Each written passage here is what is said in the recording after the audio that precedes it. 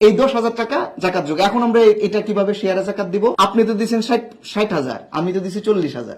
এখন এই 10,000 টাকা উনি কি 10,000 টাকাকে 2.5% ভাগ করে দিবে, 2.5% দিয়ে দিবে জাকাত? নো, এটার 2.5% হবে না। কিভাবে হবে? দুই ধরনের শেয়ার আমরা কল্পনা করে নিতে পারি। একটা হচ্ছে শেয়ার ব্যবসার, আর একটা হচ্ছে কোম্পানির। আমি একটু ফার্স্ট বলছি, যেটা হচ্ছে ব্যবসার, এটা হচ্ছে ধরেন দুইজন আছেন, এই একজন আপনি আর একজন আমি, এই দুইজন।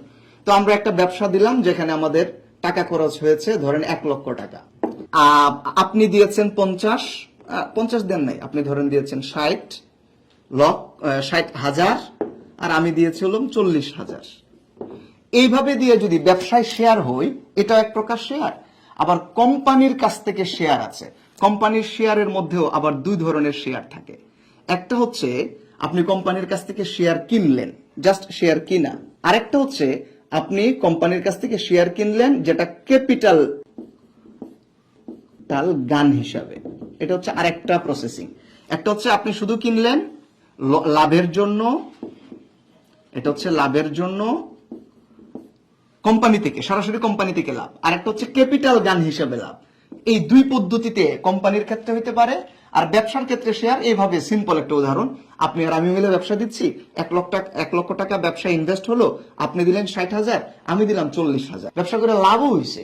লাভ হওয়ার পরে দেখলাম 1 লক্ষ টাকা তো যে মেশিন কিনছি ওটার দামই 80,000 টাকা, বুঝেন নাই?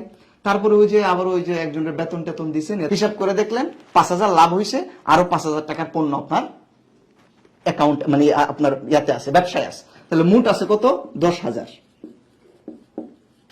অর্থাৎ 5,000 লাভ আর 5,000 হচ্ছে বিক্রয়যোগ্য পণ্য এখন আপনার কাছে আছে। তাহলে এই 10,000 টাকা হচ্ছে মূলত এখন জাকাত যোগ্য।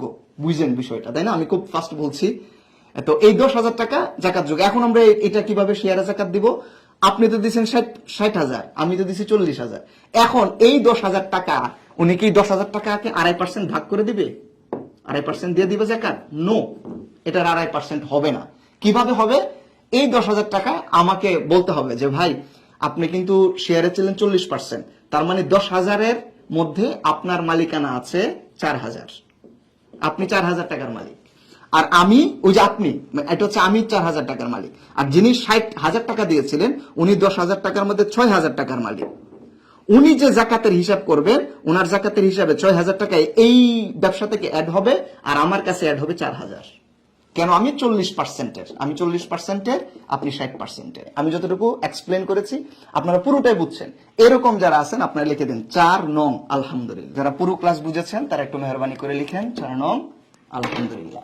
এবং আপনাদের এই জাকাত কোর্স, যেটি আপনাদের নিশ্চয়ই অনেক ভালো লেগেছে, যাদের কাছে এই জাকাত কোর্সটা ভালো লেগেছে তারা প্র্যাকটিক্যাল দিন একাডেমির সাথে আপনাদের প্রিয়জনদেরকেও যুক্ত হতে বলবেন।